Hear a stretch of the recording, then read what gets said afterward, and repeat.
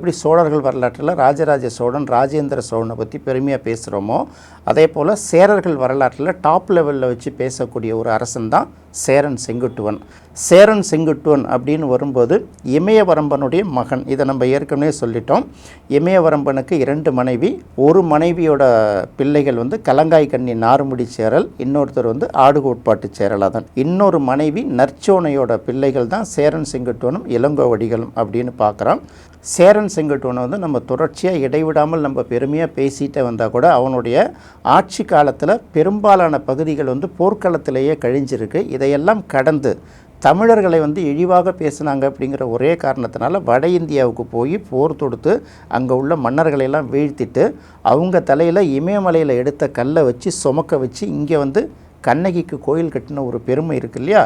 இது ஒரு பக்கம். போர் இல்லாத நாட்கள் அவருக்கு ஒரு மனநிறைவே இல்லாத மாதிரி இருக்கும் அப்படின்னு சொல்லுவாங்க.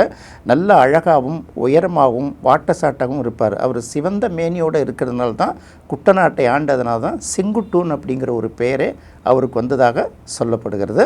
இந்த பேர் தான் இன்னைய வரைக்கும் அவருக்கு நிலச்சிட்டு இருக்கக்கூடிய ஒரு பேர் அப்படின்னு பார்க்கலாம்.